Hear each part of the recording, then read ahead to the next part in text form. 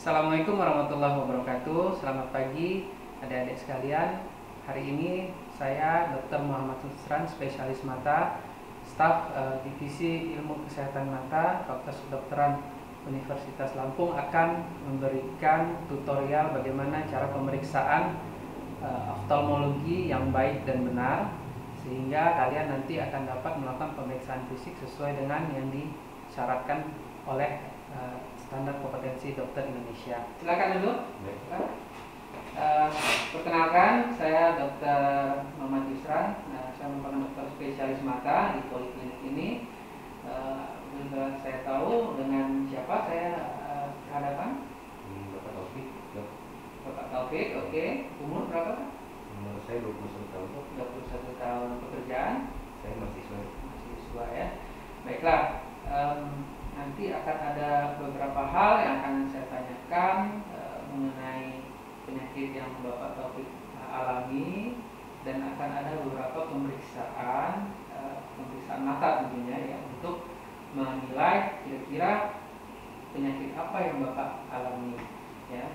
Nanti ada beberapa pemeriksaan yang mungkin agak tidak nyaman nih Pak ya. Jadi nanti apabila sangat tidak nyaman, Bapak bisa memberitahukan kepada saya. Bagaimana Pak? Bapak bersedia untuk dilakukan pemeriksaan? Bersedia. Saya akan melakukan pemeriksaan pada segmen anterior. Segmen anterior kita akan memeriksa kornea ya, paling depan. Kemudian kita akan memeriksa bilik mata depan yang berisi aqueous humor di sana. Kemudian kita juga selanjutnya akan menilai iris serta pupil yang dibentuk oleh iris. Kemudian kita juga terakhir pemeriksaan segmen anterior yang bisa kita periksa adalah pemeriksaan dari lensa ya.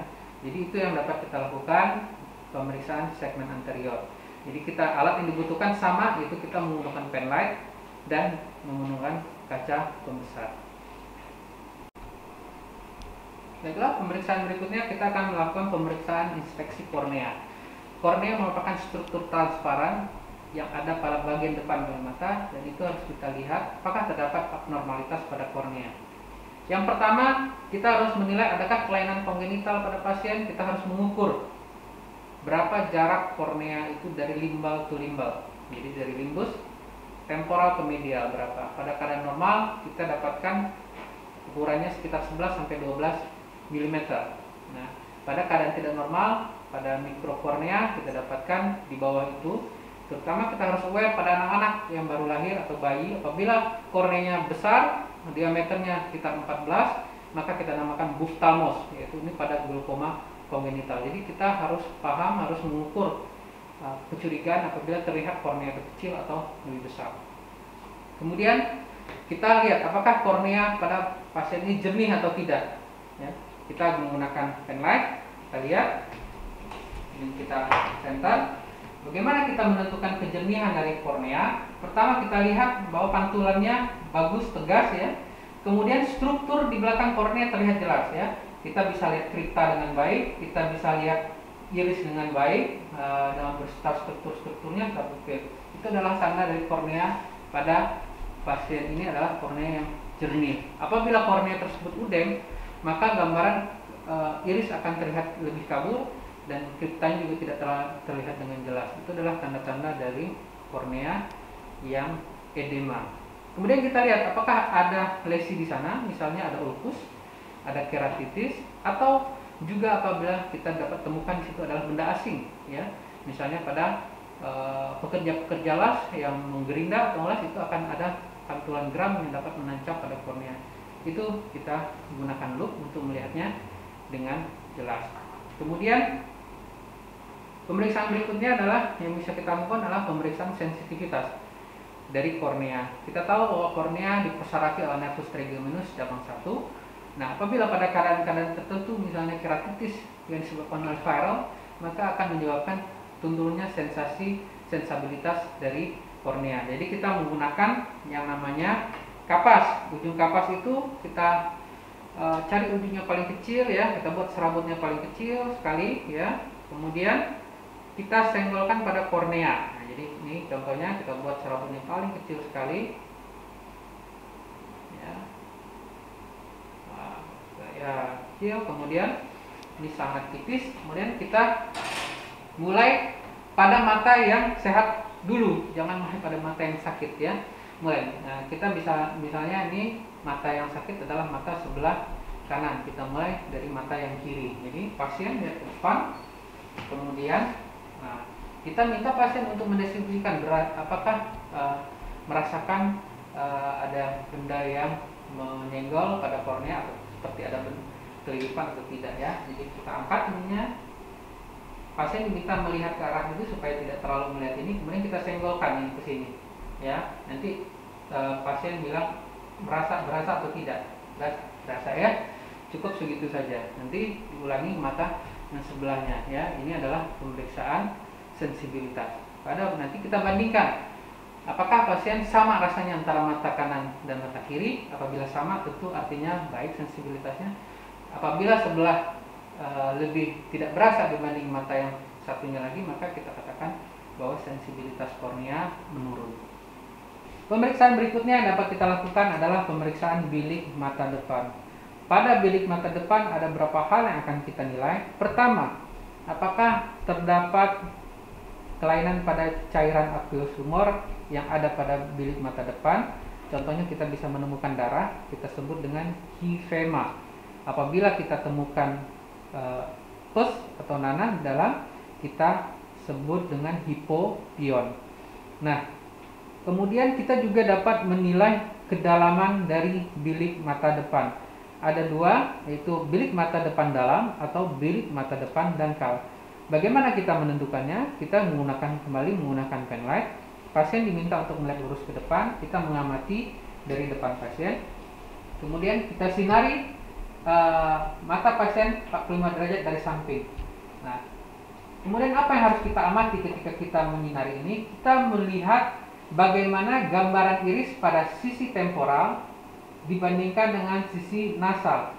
Kita lihat iris pada sisi temporal dan nasal sama-sama mendapatkan cahaya yang sama terangnya dan terlihat dengan jelas, dan tidak ada sisi yang gelap pada sisi nasal, maka pada pasien ini kita dapat simpulkan bahwa bilik mata pasien ini adalah dalam. Jadi kita lihatnya dari depan, bukan melihat dari samping.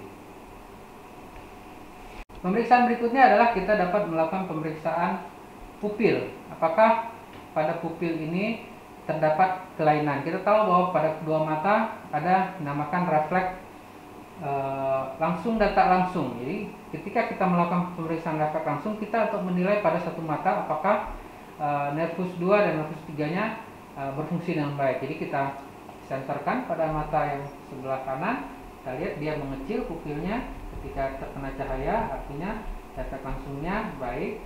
Nah, yang refleks tidak langsung kita menilai mata kontralateral ya. Kita jadi harus menggunakan dua alat penerang.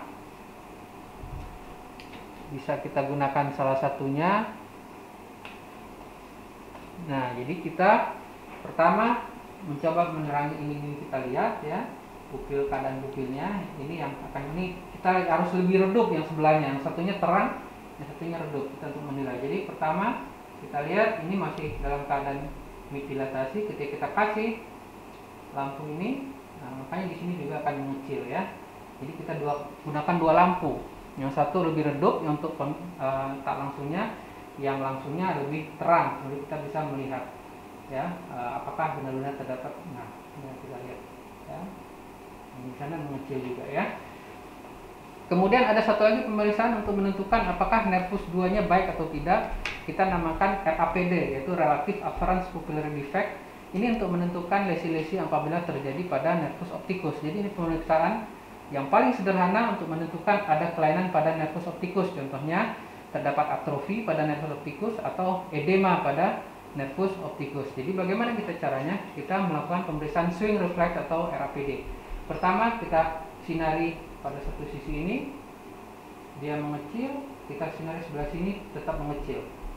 Ulangi dari sini ke sini, kita swing jadi mengecil. Begitu juga sampingnya.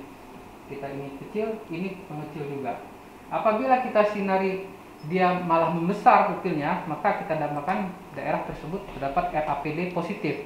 Artinya saraf mata yang pupilnya membesar pada saat disinari oleh lampu terdapat kelainan pada nervus opticus. Dan kemudian struktur berikutnya adalah struktur pupil. Apakah pupil itu bulat atau tidak?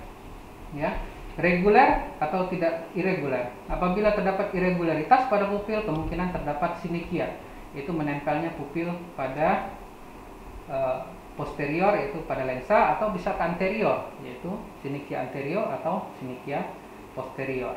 Kemudian kita juga harus amati apakah isokor, kanan dan kiri sama ukuran pupilnya bulatnya.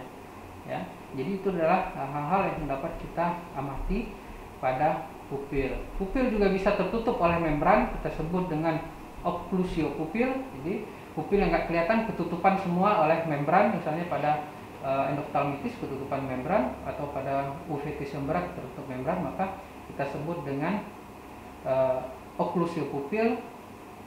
Dan ini berisiko terjadi glaukoma dan iris bombe, ya, glaukoma sudah tertutup.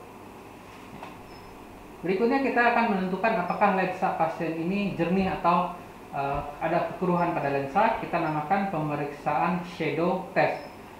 Prinsip pemeriksaannya sama, yaitu seperti pemeriksaan bilik mata depan, yaitu kita sinari dari temporal.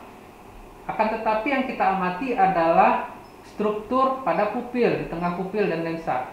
Jadi kita tidak melihat iris, kita lihat adalah pupil, apakah pada lensa pupil tersebut di tengah itu ada bagian yang keruh, ya. Jadi kita lakukan penyinaran, kita lihat. Nah, kalau kita agak ragu bisa diangkat sedikit kelopaknya, kita lihat. Pasien minta melihat lurus ke depan, kita nilai. Nah, ini lensanya jernih, tidak dapat shadow atau bayangan, sehingga kita katakan ini jernih. Tapi apabila di daerah tepi pupil temporal terhadap bagian hitam dan pada sisi nasanya putih di tengah pupil itu, maka kita katakan terdapat shadow test positif.